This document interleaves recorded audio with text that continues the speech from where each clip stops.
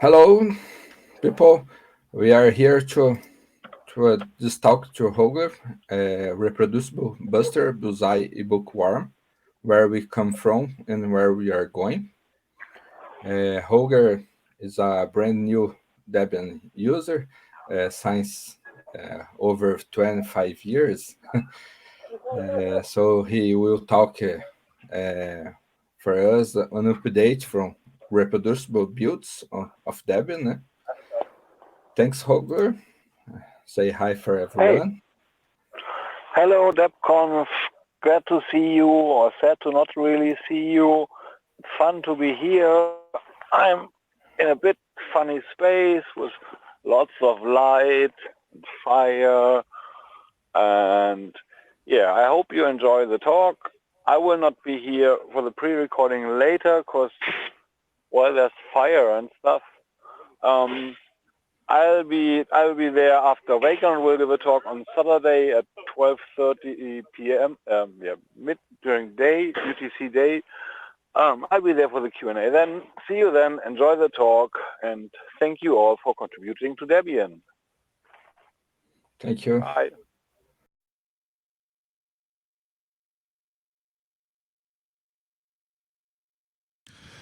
Welcome to the afternoon talk. Oh, let's hope our picture stays with us. And Holger Levsen will talk about Reproducible Buster, Bullseye Bookworm. Enjoy. Hello, everybody. For those who don't know, Buster, Bullseye, and Bookworm are these lovely Debian release names. I will not only talk about Debian today. So this is about the last mile and other light years ahead, because this last mile has been very long. So this talk is a dual talk to be streamed later today at DebConf 21, taking place online. It started today. But I also give the talk in person at Bornhæk in Denmark. So thank you all for being here. It's great. And hi to the people at DebConf. I miss Debian people and DebConf. And the world is not fine. It's all wrong. But it is what it is. So anyway, and this is not my work. This is the work of many people who have contributed to this in Debian and elsewhere. And we used to do this talk at DebConf with like 4 or 5 people on stage, and now it's the second time in a row that I'm doing this alone. So this talk misses many updates.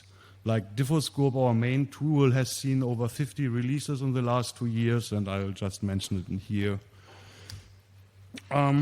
So about me, I'm a Debian user since since more than 25 years, contributing to Debian since some time, located in Hamburg, and since the last release, I have uploaded more than 10% of the Debian archive, which is like completely insane. I will explain later why I did this and how I didn't really do much about that. So, reproducible builds. Who of you is not familiar with reproducible builds? Ooh. So, I'll anyway explain the problem briefly. So, there's source code of free software available, which is pretty cool. But most people install precompiled binaries. And nobody really knows whether they really correspond, because they are built on some machine, there's a binary artifact included. And so there's various classes of supply chain attacks, which have become more and more popular, like when you PyPy has been backdoored, so that when you download binaries from there, you get them, or other archives, and this is becoming more and more widespread. And our solution for that is to reproducible builds, and we define this, enable anyone to independently verify that a given source produces bit-by-bit identical results. And as a side effect, then you can be sure that the binary is free software because you can be sure it comes from the binary. And that's really the only way to be sure a binary comes from a source. So you can only know if it's free software if it's reproducible. And of course, reproducible builds are just one building block for secure distribution of binaries. There's other stuff needed as well, but it's an important step there. So, and when is a build reproducible? What the definition here says, a build is reproducible if given the same source code, build environment, and build instructions, any party can recreate bit-by-bit identical copies of all specified artifact. And we have written that down. Yeah, it's readable in our documentation. That's the definition, and it's pretty clear to me what it is. I hope it's clear to everybody else. So I'll mostly ignore why and how to do such builds now. And I just mentioned that this has widely been understood as a problem. Biden has done a statement, a Cyber Defense Something Act about supply chains, and that was a White House briefing, and they plan to spend billions in fixing these kinds of problems. But I will just focus on how and why today. So first, some other projects than Debian, and this is how I understand it. I'm a Debian developer, and I'm not an expert on all these projects mentioning now. So Tails has reproducible builds, and I wrote easy because Tails only produces one ISO. So you rebuild the Tails ISO, and either it matches or it doesn't. Well, Debian consists of 30,000 packages, and you need to confirm them all, and that's more complicated. And I also wrote pragmatically solve, but not systematically, because when Tails does a release now, they do the release and they announce the checksum of the ISO, and then you can reproduce the ISO or don't. But there's no systematic effort in like whatever different countries produce different projects produce different ISOs for Tails. That's not being done yet, but still it's the best implementation because it's the simplest also. Then Arch Linux. Arch Linux has, in a way, overtaken Debian a bit because Arch Linux has real rebuilders now. They check their results. But there's also not really user tools or integration or documentation. It works on a technical level, and that's great. SUSE has also active development. One person mostly, Bernhard Wiedemann, who also does the QA efforts. He's doing a lot of there, and SUSE could be reproducible in theory, but they don't set some bits for RPM, so SUSE is not reproducible in practice. Then there's NixOS, which very recently on this R13Y reproducibility.com, they also show the minimal installation image. And their installation image is 94% reproducible, so again, the whole image is not reproducible, but cool nonetheless. And there's GNU Geeks, also reproducible by design, like NixOS, but their design also allows unreproducible software because some software is still unreproducible. And they have this Geeks challenge thing, so you can check whether one specific software is reproducible. Yocto, which is a embedded build environment, also has reproducible images for some of their software, but the tool chain and everything supported. Yocto is becoming quite big in some embedded worlds, and that's really cool. But that's all I know, and that's all they've been doing. You can create images which are reproducible, but all the user tools are again lacking. And F-Droid is this app store for Android phones. F-Droid also supports reproducible builds. They have some applications which do reproducible builds, but it's really arcane to find out. There's a web page with all the APKs, And if there's a file installed, I think, then it's reproducible. And if there's a file diffoscope.html, it shows the differences. So you as a human can crawl that and find out if your application is reproducible or not. But that's not a UI. And there's also no promises for further apps, whether one app which is in the App Store reproducible today, whether it will only be there if it continues to be reproducible. Alpine also has basic support, a bit like Yocto. FreeBSD, NetBSD, OpenBSD. I don't know about OpenBSD, but I know the base image of Free and NetBSD can be built reproducible. We have not looked at the ports, and as far as I know, no BSD person continuously spends time on this. And Fedora, Red Hat, Ubuntu seem not to be interested.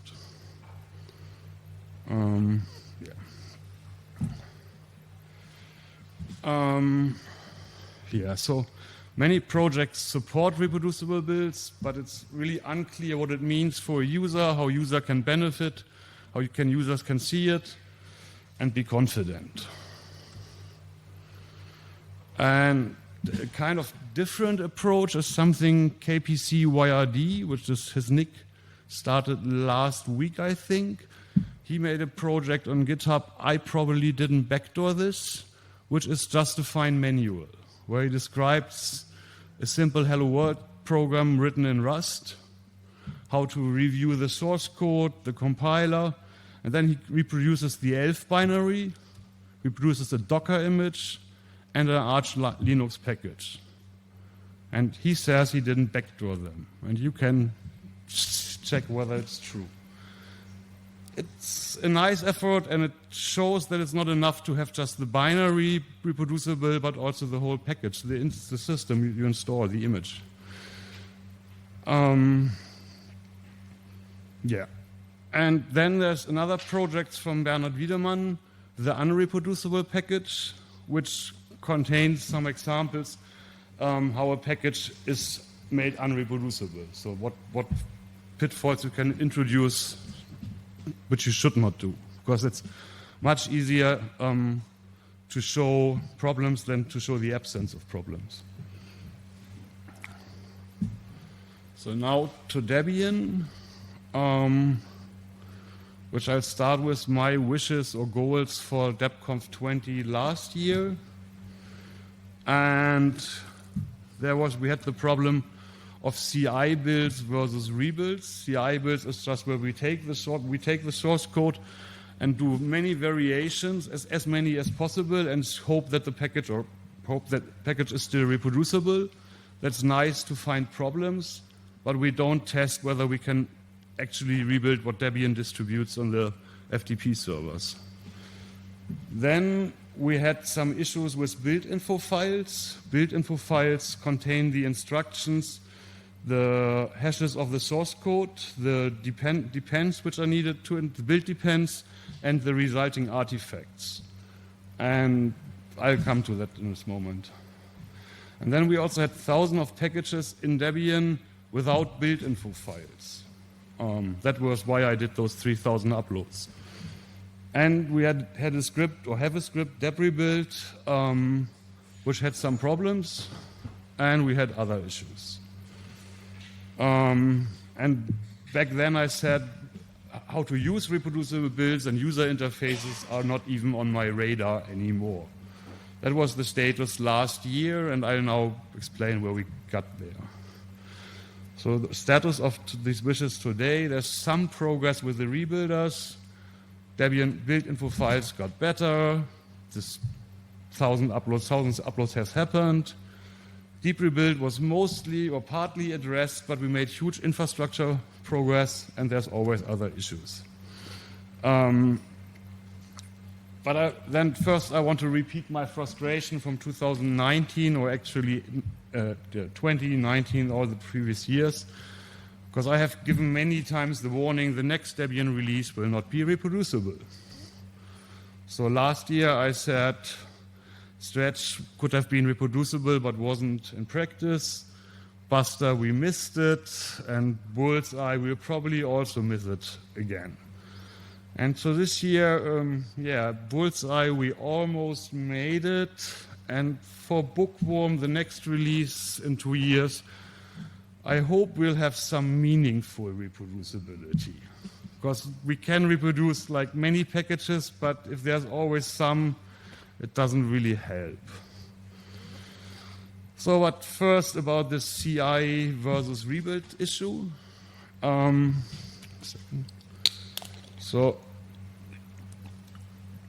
not Debian is wrong, but most people who see this number are wrong because it's a lie, because these are CI results, but not how Debian is really reproducible, what we distribute.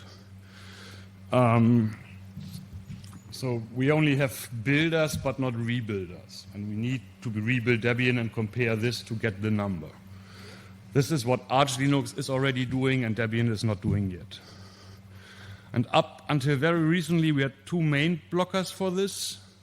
And these 3,000 packages without build info files, which could not be reproduced. And I fixed this by uploading them all, which I just adjusted a source-only upload where I did not no changes except increasing the version number and changelog and upload it so that then a build info file is generated. And to my surprise, that worked mostly without complaints. Some complaints were there. And then we have snapshot Debian.org, which is the Debian server, which has all packages since 2005, all ever uploaded for all architectures. And that doesn't scale. It's fine to download one package, but if you really need to download 500 of them in very specific versions and you want to do this 24 hours for weeks, then you would get connection issues and stuff. And so Frédéric Pierrier and Josh fixed this by writing a snapshot clone and different API. They'll give a talk about this on Thursday at DebConf. Where they explain what they do much better than I could do this. And so we have now a partial snapshot mirror for AMD 64 only, not for the other architectures, and only going back until January 2017. So that includes all packages from the Buster cycle, I think, or maybe Bullseye. I think it's Bullseye. But there's their talk on Thursday, the 26th at 21 UTC. So this 93 number was wrong. Actually, today we are at 95.5% reproducibility. And now this is more showing how to lie with statistic. So we improved 2% from 93.9 to 95. But we also increased 3,000 more reproducible packages. 3,000 new reproducible packages sounds way better than 2% more. Or we solved 1/3 of the remaining 6%. Anyhow, this build info files, I will not get too much into details what it is. We have this build info Debian net service, which is kind of proof of concept, but it works, but it should be on Debian infrastructure. It's a hack I wrote or with unrelated servers, and it's still running, but it should be done better. This problem has been solved with 3,000 packages, and this also has been worked around that the Debian infrastructure needs to update the build info files. And this is basically the same. This are solved or with Band-Aid, but we still have some problem with build info files. Namely that for security updates, these build info files are not published the way that's because how the way Debian archive works. This is mostly not for the people in the Bornhack room, but you at DebConf 21, hello, you can address this issue. Which means when there's a new security update, we cannot rebuild it reproducibly. We need to wait for the point release when it's put into the main archive. And similar for Debian LTS, there's the same problem. But until Bullseye will become LTS, it will be 3 years, so we have 3 years to fix this bug, and then maybe there can be reproducible LTS updates. And another problem with rebuilding is GPG keys expire and the archive keys, so you cannot create a base Debian setup build environment in some years to come. And maybe it would be better not to expire the keys. I'm not sure. Yeah, about the rebuilders, what I said last year, we had this deb rebuild script which has some problem, and most of them have been addressed. But rebuilding needs a working snapshot service, and snapshot doesn't scale. So that's what I said. Fredrik and Josh have solved this with this partial mirror. So that's good. And you should really see the talks. There's an API how to use this. And we also plan to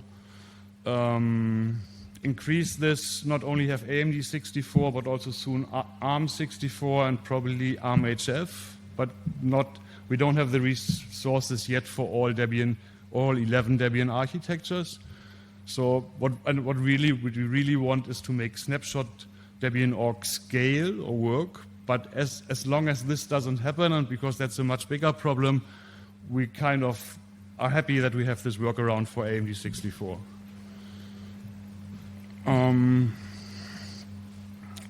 So Fredrik hosts his mirror at his private machine at his place, which is this Debian not set France URL.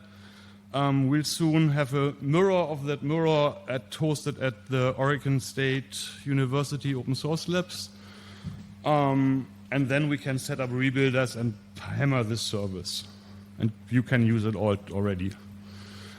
And then we'll have rebuilders for both Bullseye and Bookworm, because previous releases are really not interesting to reproduce anymore. And Fredrik also has a proof of concept for a rebuilder, so I'm looking forward to integrate this into the coming weeks or months and then finally have results for Debian rebuilders for real.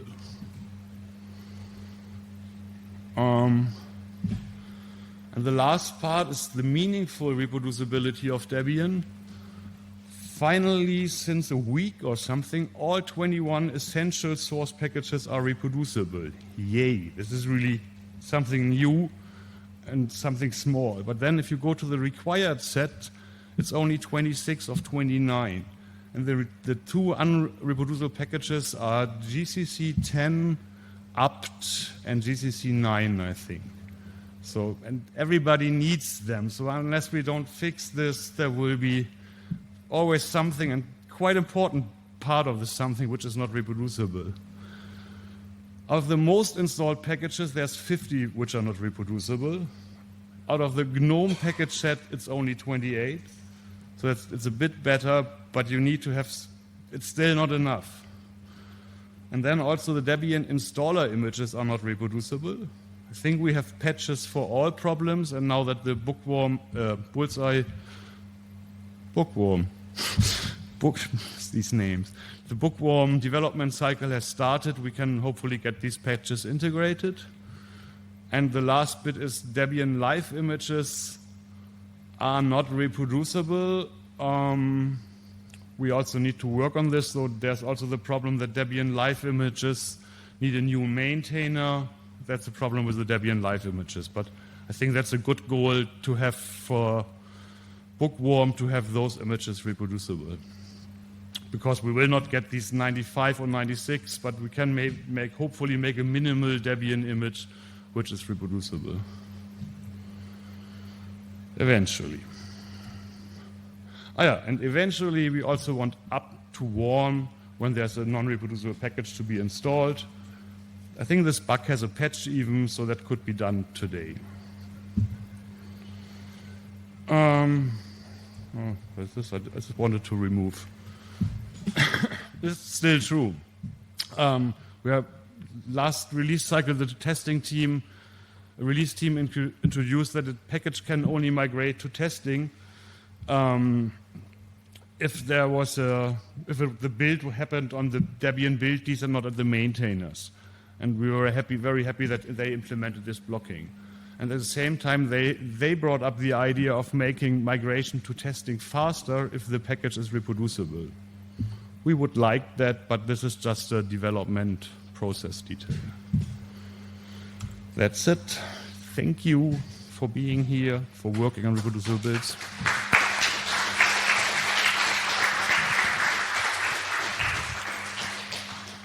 Thank you very much for your talk. I think it's a great achievement, given that I still remember a few years ago when people were talking about having maybe Tor browser and Tails reproducible, and so that we now have the first OSs which are close to it is very good, I think. Are there questions to the talk?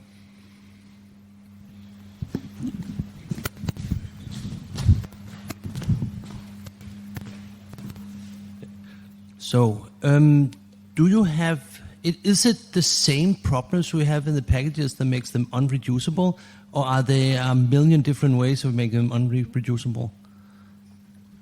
There are many ways to make a package unreproducible, like hundreds. Like there's different classes of problems, and then there's also toolkits which have problems. So there's whatever the most documentation toolkits embed the build or used to embed the build time in their build product. And then there's like 50 tools creating documentation from HTML, from XML, from PDF, whatever, and they all have these kind of problems. So when you say that rebuilding them is it's a scaling issue also, it will require, well, basically a lot of extra infrastructure. Could you have a system where you would be sampling the packages in order to learn what kind of common pitfalls there are, instead of reproducing everything blindly? What was the system? So when you have thousands and thousands and thousands of packages, it's going to cost a lot of resources in order to rebuild them in a nice way again and again. So if you had a strategy for sampling these, so you could document what kind of unreproducibility problems you had in order to cluster them, if you like. Well, first, the resource problem is really not a problem, because it doesn't need that much CPU power or bandwidth to rebuild. That is basically fine. The problem is rather looking at the results, which where sampling or automatic categorization could help. And also you always want to retest new software, because if even though you have a software which is reproducible now, like Tor browser, at any moment the upstream Firefox can introduce changes which make the build unreproducible again. So you need to retest every new release. And every new release of dependent binaries, libraries as well. You mentioned that the kind of key packages missing are apt and GCC. I was a bit surprised about apt, but can you say why these two packages are not reproducible? No.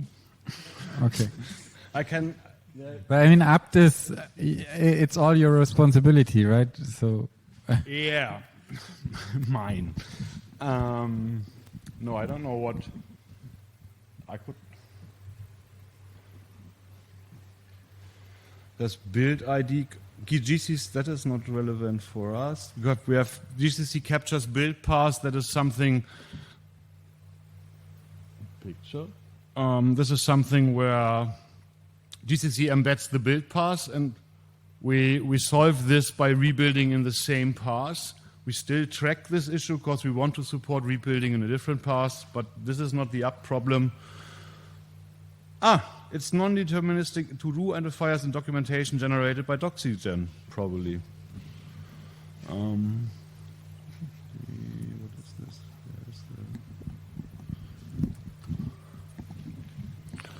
This is unstable. So what is this? Yeah, it's Doxygen. If you look at the build, yeah. It's the Doxygen issues in apt.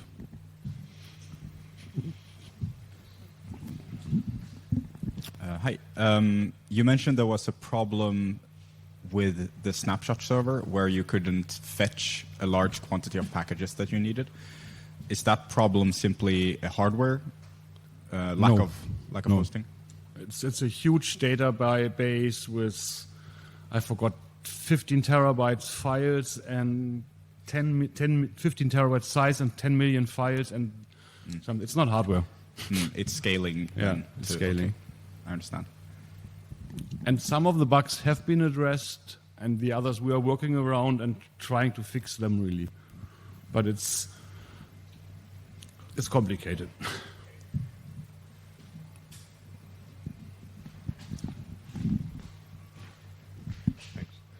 Is it possible to have maybe Debian ports that doesn't support all the that are unsupported architectures? Would there be any effort to have reproducible builds there as well, or is that the responsibility of Debian ports, which is not official? Well, they gain most of the stuff we did, like the build info files. They are produced by their builds, so that's should be fine. Yeah. It's the same with Ubuntu. Ubuntu could also take our work, and it just takes some work.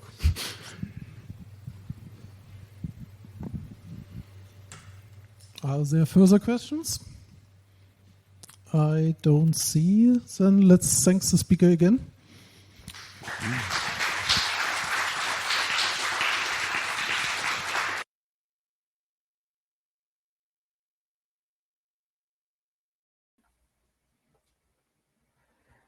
Thanks, Holger, for this fantastic talk. And if you have some questions, please leave it in the pad, and Holger will answer this after. And the time is set in the head of the pad. Thank you, everyone, and see you